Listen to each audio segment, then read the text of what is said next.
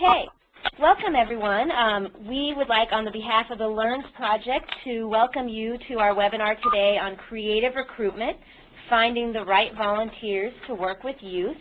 My name is Nikki Martin, and I'm the director of the LEARNS Project and other mentoring and youth serving initiatives here at the Northwest Regional Educational Laboratory in Portland, Oregon. We're really glad that you could join us from your various places around the country today, and I'm very pleased to introduce to you our presenter for the day, my colleague Eric Stiefvater, who will tell you a little bit about himself before we get started. Great. Thank you, Nikki. Yes, I actually started my career as an AmeriCorps VISTA member. I heard that we had at least one person who was working with an AmeriCorps program. I did homeless advocacy in Boston, Massachusetts, and then after that I enjoyed my AmeriCorps experience so much I actually became a recruiter for the Corporation for National and Community Service, back when it had a short-lived national recruiting office. Since that time I've worked as an education consultant and a technology trainer for a nonprofit, for a couple of nonprofit organizations, and about a year and a half ago, actually, I'm sorry, about 2.5 years ago, I moved back home to the Pacific Northwest to join the LEARNS team, where I developed face-to-face and online trainings for programs working in mentoring, tutoring, out-of-school time, and other youth development projects. So I'm happy to be with you. Look forward to spending time with you and hearing about some of the great things you're doing out there in the field. And before we dive in, though, Nikki will walk us through a few housekeeping items that will help the session run smoothly. Thanks, Eric. So the first thing we would like to ask folks is, and it sounds like a lot of people have already done that, but if you'd be willing to mute your phones. We don't have a huge number of people on the phone right now, but sometimes background noise can be an issue, and you can either do that using your mute button if you have one, or on most phones it's *6. And we'll show you a couple of ways you can question. If at any time our technology doesn't work, listen, all those beeps, everyone's muting. If the ways we show you to interact via WebEx don't work, please feel free to unmute at any time and ask questions. We believe in a very informal, generative presentation style and want to hear from you whenever you have something to share. There are a couple tools that WebEx has that allow you to share, and one of those is the hand raise tool, which I'm not seeing on my screen right now as I'm about to show it to you.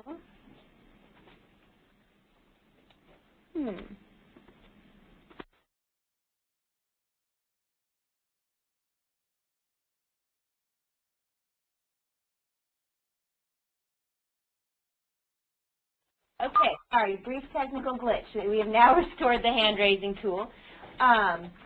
So you should see some panels on the right-hand side of your screen, and the slide up right now has an example of what those look like.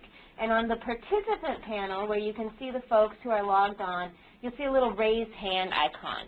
Anytime you want to interrupt or ask a question, you can just click on that. So if everyone, just so I know you know where it is, if you could take a moment and click on your raised hand, just to practice, make sure it's working. Okay, I see Fame has raised her hand, Susan. Okay, and if you have trouble finding that, or if it doesn't seem to work for you, go ahead and unmute and speak up. One little tip is after you have raised your hand, you have to unraise it for it to go away. Otherwise, we'll think, which is just clicking on it again. Otherwise, we might still have a question. Other ways to interact, there's also a chat panel on your screen, and that's also shown here on the slide. And you can type a message at any time, and we'll invite you to chat at some points. We want to encourage some interaction, but you can also go ahead and use that as you like. One thing to make sure you look at the Send To box at the bottom and make sure that you're sending to host, presenter, and all participants if you want everybody to see your chat. You can also chat privately with the host if you're having a technical issue and you have some questions. The panels sometimes collapse.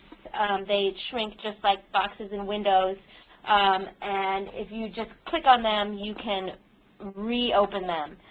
So sometimes we'll maybe open a poll and some of your stuff will disappear. It's not gone. You just have to use the drop-down arrows and reopen. Also, I want to point out these annotation tools, and I should be circling them in red now on your screen. These are at the top of your main panel above the PowerPoint slide, and these are just some other ways that you can draw or point or highlight, and we'll invite you to use those to participate a little bit. And we will practice that. Before we do, I just want to add one more little bit of housekeeping, which is that we will be sending an evaluation survey at the close of our webinar, and it's very brief, and we hope that you can fill that out for us because we really take your feedback seriously and hope that you can give us some information that will help us improve our future webinars. And I see that Meg Simpson has her hand raised. Meg, do you have a question? Or, okay, now it's down, so maybe that was just left over from the practice. Okay, a little more practice to get comfortable with our tools and learn a little bit about who's on the phone. I want to invite everyone to use their pointer tool, and that is the farthest left tool. You should maybe see me clicking on it on your screen, and if you click on that, I want you to take a look at the map and put your pointer where you are in the U.S. I'm logged on as Eric, our presenter, so I'm clicking on Portland, Oregon. Okay, I see Sue in Arizona, Fame up in North Dakota. We'll take a minute and let others point to their homes.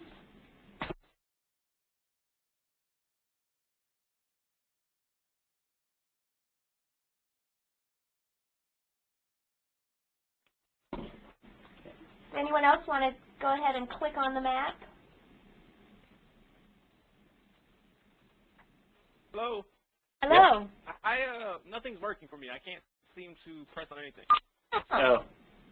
Okay, well we have, let me double check, we have given you all annotation privileges, so I don't know if it might be something with your system, but that's okay. This is just a little exercise to find out where people are and break the ice a little bit, so hopefully that won't be an issue. You'll just need to let us know verbally if you have a question, and I apologize if that's not working. Not a problem. Okay. Thank you. So we're going to do one other little bit of interaction to find out more about who's on the phone in terms of your experience with recruitment. Okay, I see a couple other more people are getting the pointers to work now. One little tip, if you use the pointer or any of the annotation tools, sometimes you have to be sure and click on your screen. Sometimes if you write something, then you have to click somewhere else with your mouse for it to show up. So, but again, you guys can always just interrupt and ask a question. So I'm going to go ahead and open a poll, which hopefully you see on your screen right now. And this is just a little bit of question for us to find out how long you have been recruiting volunteers to serve in your program. So take a moment or two to answer.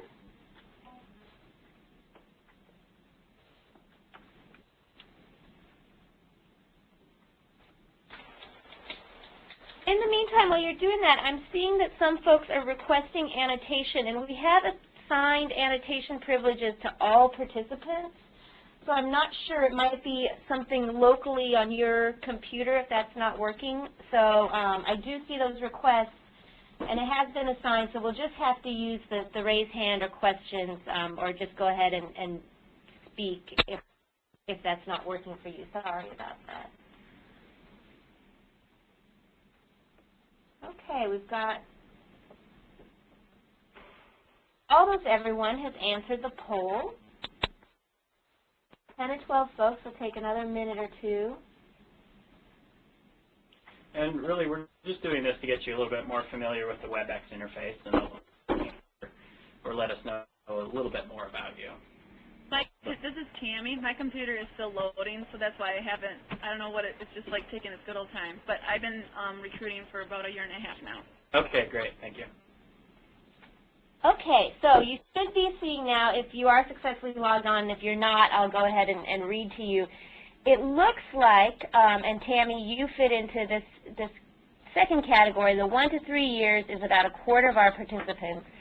The highest number is the less than 1 year, about a third of you. So that's good. We're going to take some high-level overview look at recruitment and also focus on some enhancements that you might be able to use. We had no people in the 4 to 6 year category, and a quarter of the folks in 7 to 10. That's a good long time. So we encourage those people who are bringing a lot of experience to jump in anytime, share tips that you have or additional suggestions, and we really want to help you all learn from your peers on the phone as well as from our presenter, Eric. So with that, we're going to move ahead. Okay, and so if WebEx is giving you some hiccups, you can, as we mentioned at the beginning, follow along with a copy of the slides that I sent out to everyone last week. And we're starting on slide 5. And this is just an overview of some of the key recruiting strategies we'd like to share with you today. These are strategies that we've gathered from over 8 years of working with youth-oriented national service programs.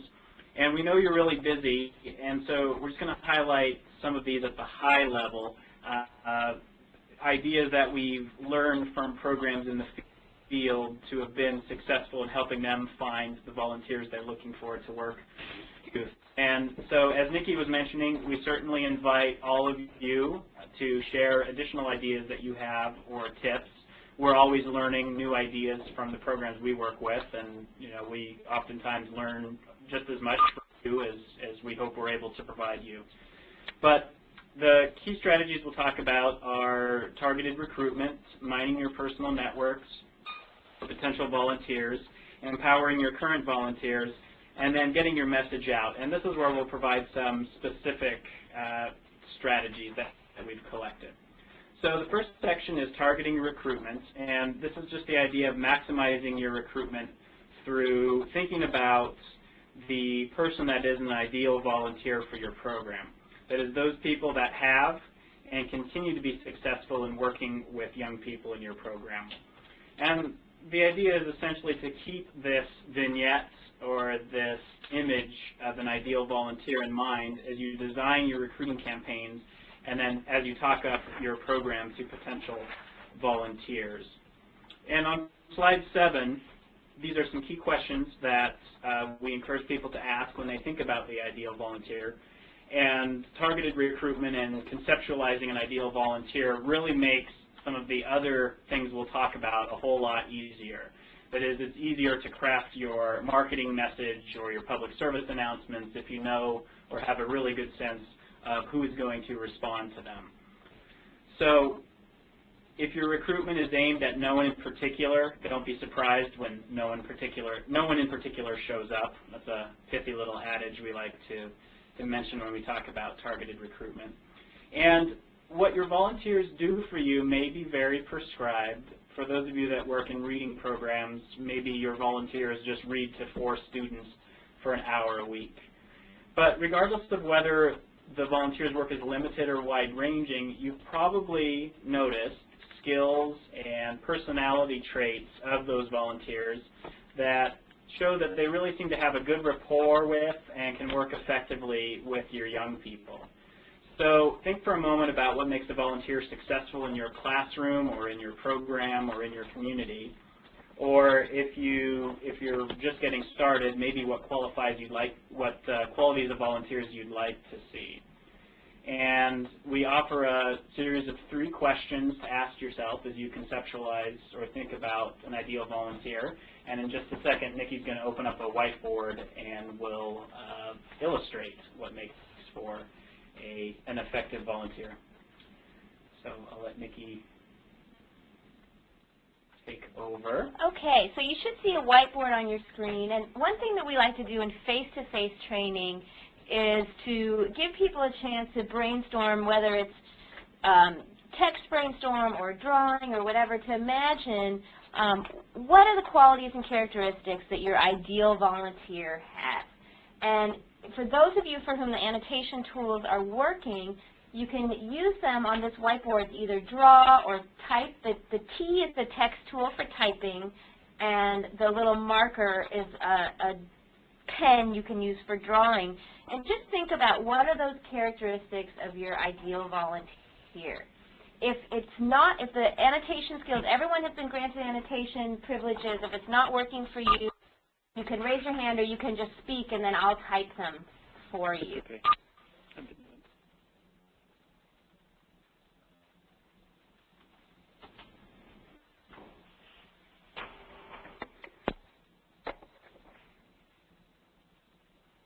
So let's just go ahead and invite people to unmute your phones. Okay, I'm seeing a few people able to use the annotation tools, willingness and eagerness.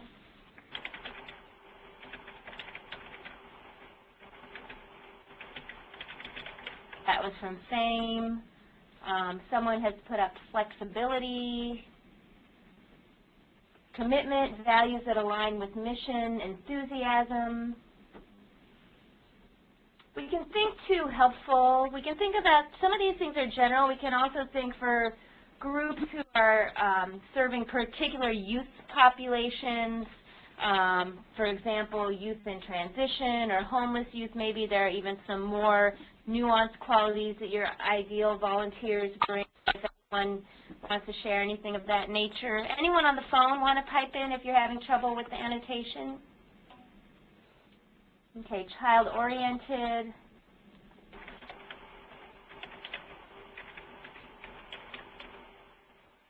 Okay, I can hear some people typing away in the background, and we've got some few good things up on the board, and I apologize again if some of people are having glitches with the annotation. But we just wanted to use this as a little bit of a brainstorm to get you thinking about really focusing in on who it is that you're looking for as a way to target your recruitment more effectively. And Eric's going to talk a little bit more about ways to do that. And so we like to do that little activity because it's fun, first of all, and if it works in WebEx. But then, yes, just to get people to think a little bit more concretely about the qualities and personality traits that make for effective volunteers. So then we take that information about our ideal volunteer and then on slide 8, incorporate that into some of our related or common recruitment strategies. So just some reminders to be sure to use clear and detailed position descriptions. It's always helpful to ask your longest serving volunteers what attracted them to your program, as well as what keeps them around, using them as a focus group, as we'll talk about a little bit later in the presentation. And then also having your currently serving volunteers or have them develop testimonials or stories or anecdotes that you can then incorporate into your website, into your marketing materials. But just vignettes that allow potential volunteers to say, wow, that person's like me, and wow, I think of the things that I could do just as they did. Okay, so we'll move from the strategic into the tactical, as it were, and talk about mining your networks. So this is another strategy we emphasize, and this is finding people and finding groups that will provide you with volunteers. Either they'll volunteer themselves or they can put you in touch with other people that would be willing to be volunteers. So why bring this up? I mean, we all know conceptually that networking is important and gets a lot of things done in this world. Well, as it is in other facets of life, it also holds true in recruiting. We know that volunteers respond best to direct appeals. We know that word of mouth is one of the most effective ways that volunteers come hear about and then check out our programs.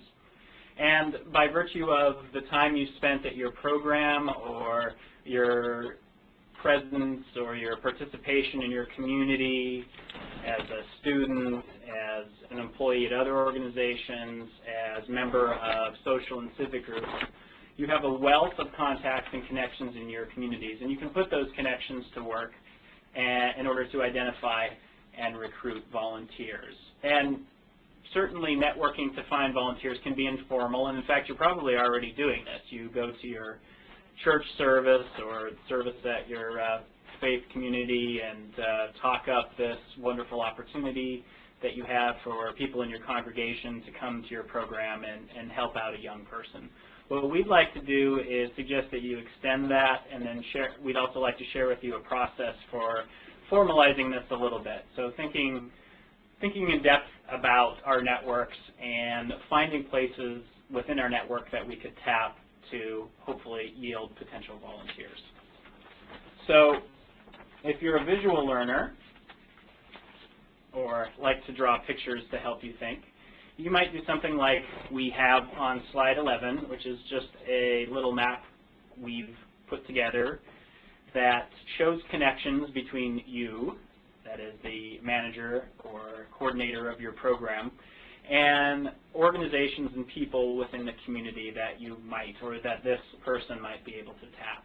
So if you prefer just to write things out on a yellow pad of paper, you know, you can certainly do that. We're not suggesting that you use this type of graphical representation, but just we do suggest that you find some way to think about, brainstorm, and track connections that you have in the community that you can tap, that you can reach out to in order to reach potential volunteers. So now what we'd like to do is have you help us with this process, or help illustrate this process by using another feature of WebEx. And again, we apologize in advance if not everyone's able to do this. But what we'd like you to do is use the chat panel you should see on the right-hand side of the screen, and just type in some people or types of people you know who might be good sources of volunteers, either that you've actually used in the past in your program, or that maybe you're thinking about, you know, I think I really would like to go to the Elks and give a little presentation. I think we could get some good volunteers there. And this is one place where we can really invite those folks in the 7 to 10 year category to maybe come up with some ideas aside from the obvious to share with some of the newer folks on the phone. Thanks, Meg. I see you added college students. Okay, board members. I just typed in as Eric. I'm on 3 soccer teams, and I always forgot in the beginning that, you know, in addition to my professional and volunteer networks, that's a great network of people who have a million other connections that I don't even know that I can tap into when I'm trying to get the community or more folks involved in something I'm up to. Corporate partners. So you guys can read the different things that are coming up on the chat bar. Hopefully, I won't read them all to you. One person wrote SHRM.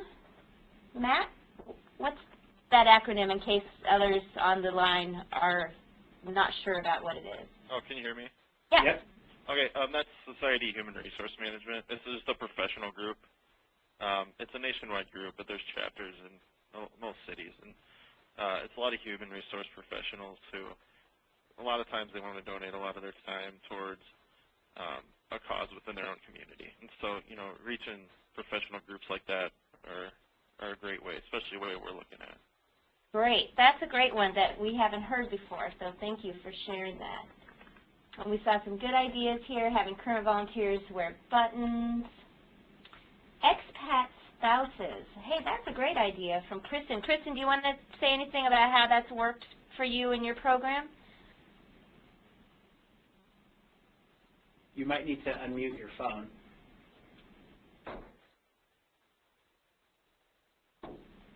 Okay. Can you hear me now? Yeah. We have a lot of expats in our area in Seattle, so it's a great group of professionals who maybe aren't working, but they have a lot of time to donate and they want to do something professionally. Also have been an expat spouse and volunteered, so. And do you have any tips for kind of tapping into that community?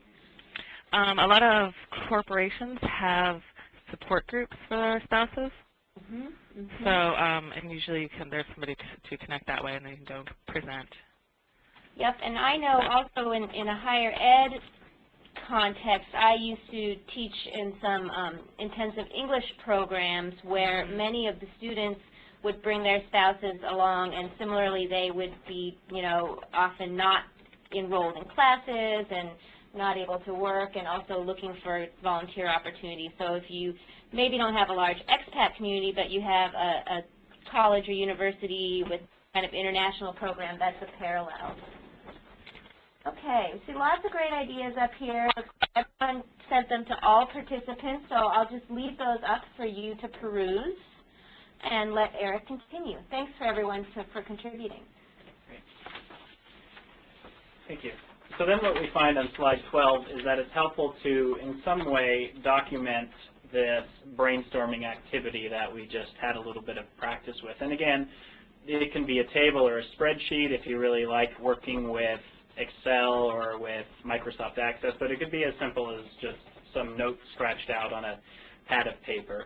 But the idea is just to write down and follow up on some of the next steps you'd create for yourself and for other people that you'd like to tap to help with your recruitment. So what you're seeing on the slide is one possible way you can track contacts and people that you'll be reaching out to help with recruitment.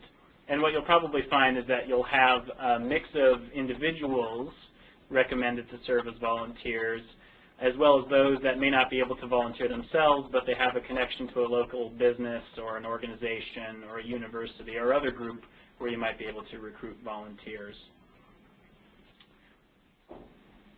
Okay. Eric? Yes. This is Margie, and I just wanted to piggyback on to something that it sort of goes with what you're saying now as well as with what the individual who put down the button for the volunteers. I'm finding it very helpful to have business cards that are not really about me, but are more organizational business cards that I give to volunteers so that when they run into people, they can give them like my contact information or the website information, or so that I can whip them out at any and every opportunity I can to try to recruit people. So it's just a little card that you make and give out to people.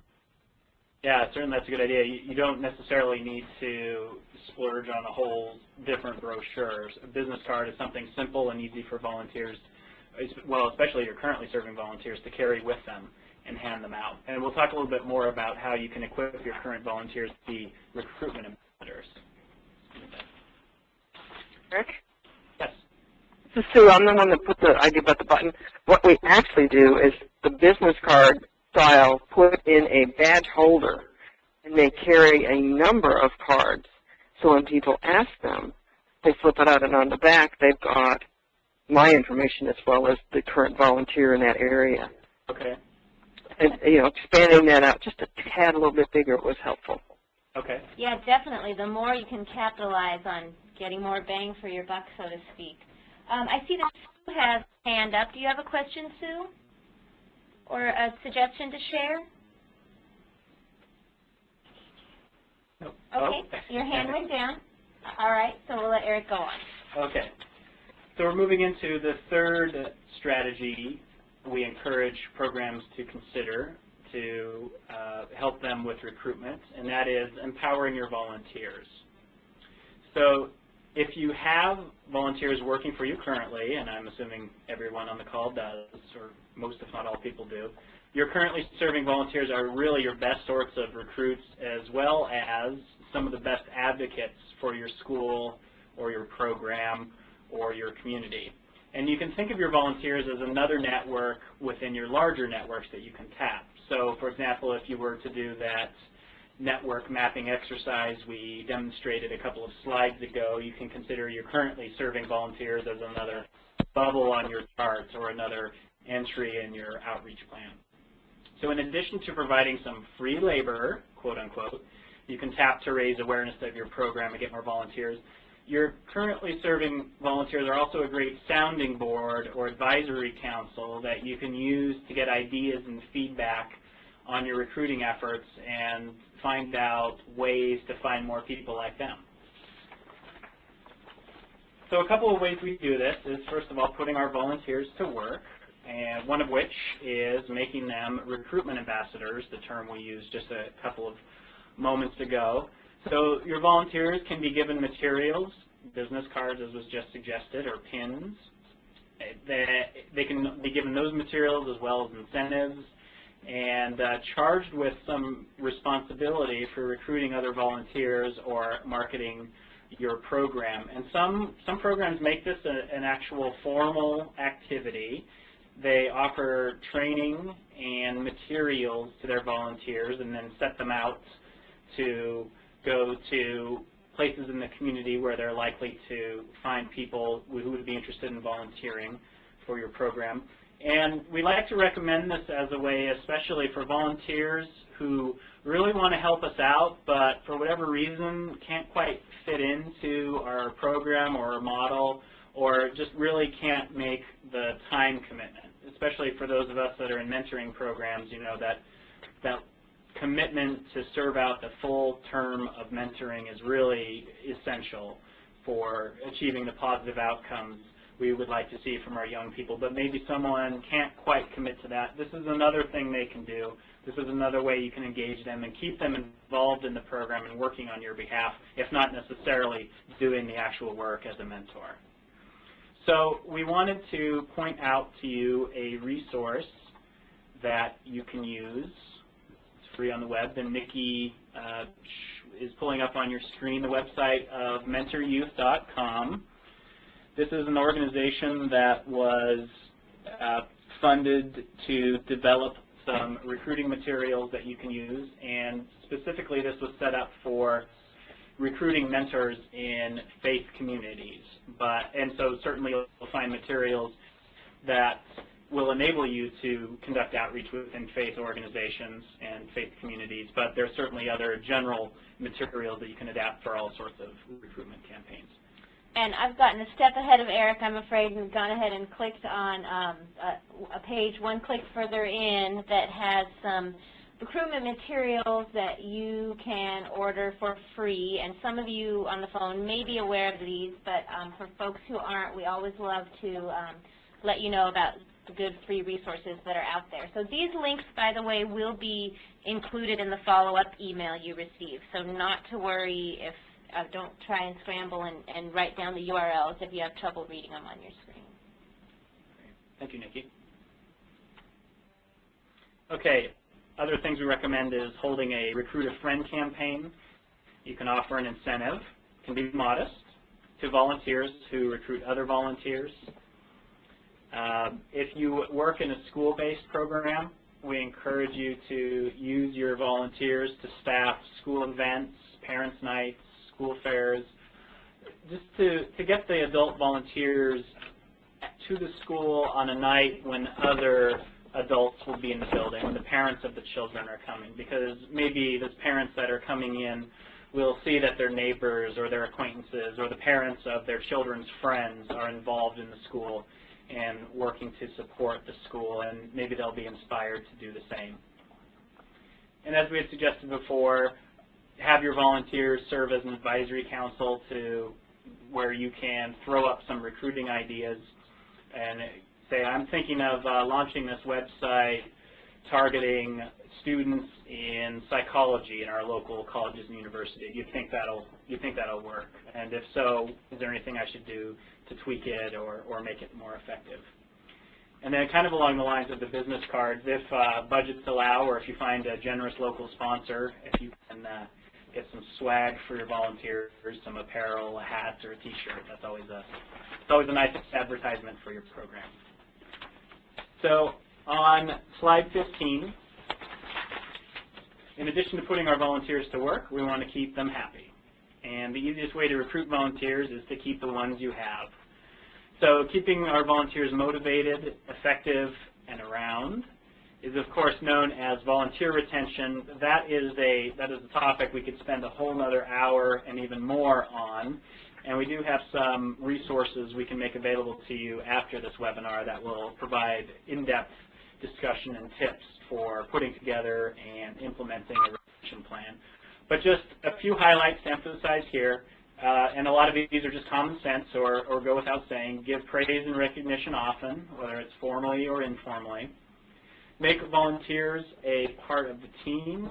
That is, show them that their work matters. Invite them to meetings and gatherings of school or program staff.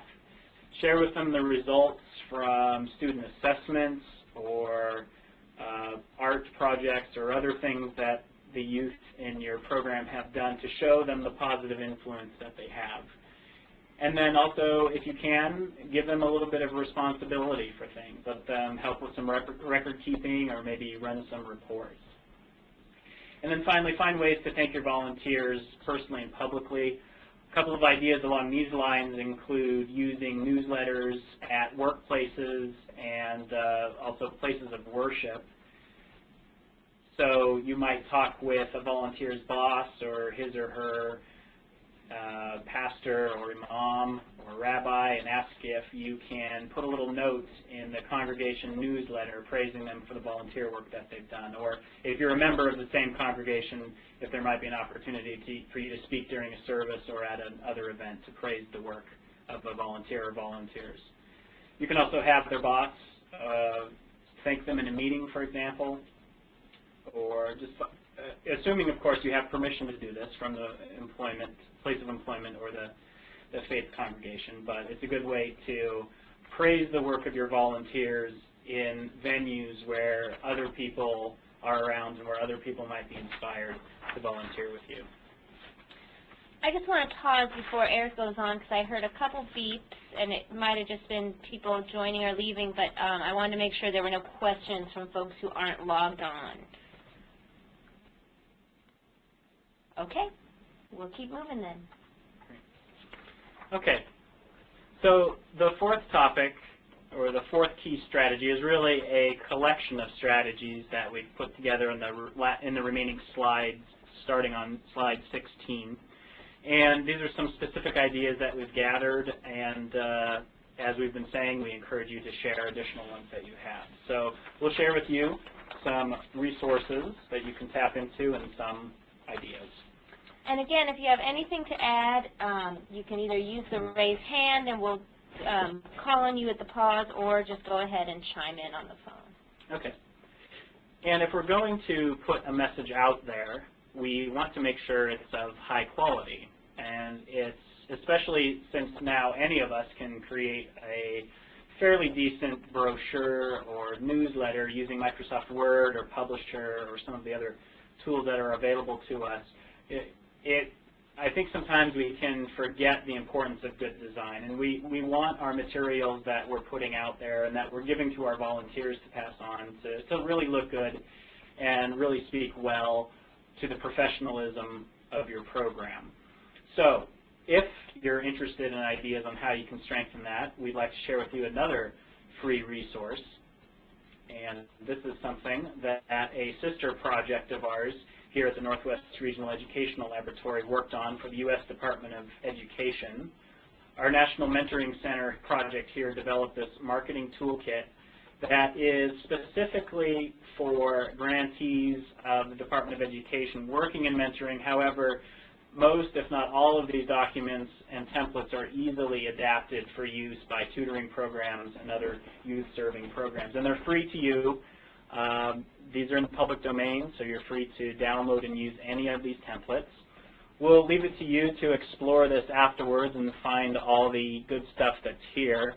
But I'd just like to point out that in addition to some specific templates you'll see on the left-hand side of the screen that Nikki's pointing to, in the lower right-hand corner you'll find some materials that provide a discussion of larger issues in good marketing design, such as the basics of graphic design.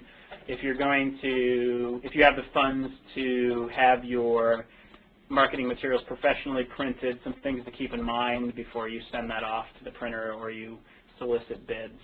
And this is really some good stuff to help us put together our marketing and communications documents that you can use. Okay. So once we have those marketing materials designed, we can talk then about where we can display them. So on slide 18, you'll see some ideas for where some of our traditional marketing materials can be placed. Now, we'll talk in a little bit about online recruitment, and certainly more and more recruitment is going online, but some of our what we might call old-fashioned, quote-unquote, materials work just as good as they always have. And maybe with some rethinking, you might find even more places where you can display them that will yield more potential volunteers. So you have the slide in front of you. I won't read off all of these. I'll just highlight maybe one in each of these categories. Basically, for all these materials are great things to leave where people are waiting. So places like the doctor or dentist office, with that person's permission, obviously. Bus stops, taxi stands, any locations where people have to sit and wait for someone or something. For table tents, one idea we've seen that we really like is a little thing volunteers can put on their desks when they're mentoring or tutoring. So something that says, "Gone mentoring" or "Gone tutoring, ask me about it when I get back." This is, of course, assuming that the volunteer works in a place where they have a table or a desk where other people will see it. And then finally, with display ads, one idea that we've liked or find amusing and surprisingly effective, actually, is public restrooms. Here in Portland, we have a company called Water Closet Media that will print advertisements and put them in bathroom stalls or over urinals. So might not be the first place you'd think of, but you know, certainly people are waiting. So another good place to display your materials. And you might also be able to negotiate a discount because you're a nonprofit. Okay, on slide 19. We talk a little bit about using the web, and again, this is probably a topic that could benefit from a full hour-long conversation in and of itself. And we are actually in the process of writing a new edition of our newsletter, Youth Impact, which used to be called The Tutor, if you've seen our material in the past. And it's going to talk a lot about using some of the what's called Web 2.0 tools out there to help our volunteers and to help our programs. So, I was just going to jump in and say also, unless we hear from you that you would prefer not to be, we'll go ahead and put all of today's participants on the email list to be to receive that publication in your inbox when it's ready, probably by the end of next month. But just a couple of things to highlight, and if people have specific ideas or concerns, maybe we can go ahead and pause, since I know this is of great interest to folks. But it goes without saying that a web presence is a must. If you don't have a website now, even just a basic one, you should have something, because that's the way more and more people find us.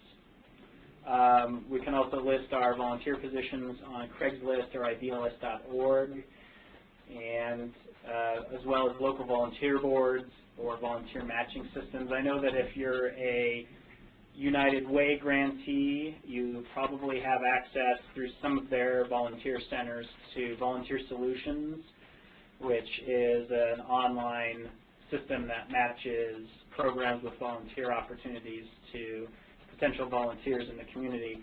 It's been a while since I've looked at it, but if I remember correctly, or if my information is accurate, I think that's free to you as an agency funded by the United Way. But I double check on that, and it's another place where you can post your opportunities.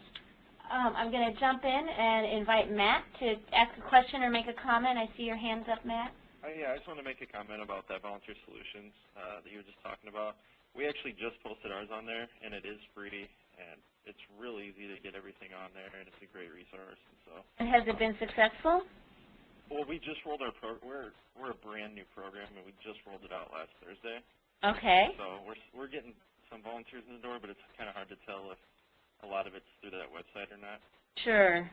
But I mean, it's really easy to get on there, and I could definitely see how it would provide a benefit. I know you can go online if you're interested in volunteering, and you can, put, if you want to help with kids, it'll narrow it down to a bunch of positions where you'd help kids, and so it really kind of finds your interest and really focuses in on that. So it's a great resource, and I would recommend it if you can. Great. Thanks. And there are other sites. I think the Hands-On Network has a similar program. I think it might be volunteermatch.org. There might be other volunteer matching sites out there that you can use. And one nice thing is once you've developed a listing for electronic placement, you can reuse that in other systems, because it could get a little tedious to fill in several different forms. But once you've developed a concise position description, you can then copy and paste that into other of these sites. And then, of course, there's the ubiquitous MySpace and Facebook, which we're finding to be very popular among especially younger volunteers, and actually among the youth that we serve in our programs. So as I said, we'll be providing some more ideas about how those can be used by programs, but would anyone like to talk about that real quick? Anyone that's had success or challenges using MySpace or Facebook in your recruiting? You can either raise your hand or just speak up. You might need to unmute your phone. I mean, one thing that we heard on the last session of this that we offered is people are concerned about privacy and safety. And the nice thing about these tools is you can make your site as public or as private as you want. One AmeriCorps program that we talked to has set up a Facebook site for currently serving AmeriCorps members, but the coordinator also invites alumni and then applicants to join the site as well. So she's really used it to get potential volunteers to get to know the program, to get to know the volunteers already serving, find out what it's really like to serve as an AmeriCorps member in her program. But what she's done is she set security such that they cannot even see each other's profiles unless they invite each other to be friends within their site. So just a note that you're able to, you have a lot of control over how your site appears and how it's used. Okay. Seeing any raised hands, maybe we'll go ahead and move on. But if you have any ideas on using electronic resources to recruit, we'd love to hear them. So on slide 20, since we are serving youth, or most of us presumably are serving youth, some places where we might find people especially oriented towards working for youth are listed on the slide. I noticed in the chat someone had mentioned retired educators, so that's great. That's our first bullet right here. Also school bus drivers. We know that an RSVP program had a lot of success recruiting especially male volunteers to work in their program by tapping the local school bus drivers. They're pre-screened. They've already passed their background checks. They're used to being around kids. And in some cases, they had part-time schedules or split shifts that allowed them to drive the bus in the morning, volunteer for a couple of hours, and then do the afternoon run. And then finally, colleges and universities. And I think we all, most of us probably realize this can be a very fertile recruiting ground for a variety of reasons. But again, with the idea of targeted recruitment, there are, while it's certainly helpful to canvass a whole college campus and table in the cafeteria and all that good stuff, and certainly continue to do that, you can target your activities to, again, groups of people that are inclined or working towards positions where they work with youth. So, for example, your departments of education and social work, the office, the volunteer office, or the student activities office on campus, and also the service learning office. Now, not all campuses have that office, or it might be a function within the student activities office, but more and more colleges and universities are encouraging professors and students to incorporate service into their academic coursework, and so finding ways to tap into that movement and to those offices or to that idea, it can certainly benefit you. Financial aid, especially for those of you that can offer work study or an education award or some other stipend. Students are in there constantly and might be interested in opportunities to provide service in exchange for compensation in some form. That does potentially raise the challenge of students that are volunteering just for that compensation, which is something we know some programs struggle with. But again, that's an issue we can address in our orientation and our screening process to stress with them and reveal to them the other benefits besides the stipend or work study that they'll receive. And then also Greek societies on campus, sororities and fraternities, as well as I know I was a member of a couple of Greek societies actually didn't have houses. They were just professional societies for communication students or honor students. But any and all of those Greek societies can be great places to recruit college students to volunteer. Some of them have explicit civic engagement or service requirements that they require their members to complete. So another subgroup within a college campus you might target your recruitment to. So on the next couple of slides, on slides 21 and 22, we have some ideas for recruiting more male volunteers, which we know is a perennial concern for many of our programs, especially for those that work with young men or boys.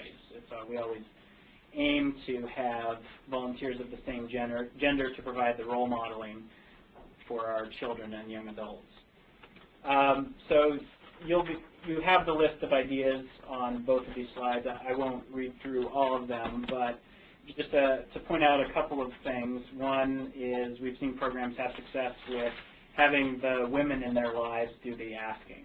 So a woman is volunteering in your program, have them bring to a meeting or talk to one of the men in their lives, maybe their father or spouse or partner or brother or cousin, but have them speak to the men in their lives about the opportunities and the benefits they've received from volunteering with your program. Also for men too, addressing their fears about service, maybe a concern about whether they'll be able to bond with the young people or whether there will be concerns about safety or presumptions made about a male working with a young person. And we can certainly talk about how everyone goes through a background check. We provide lots of orientation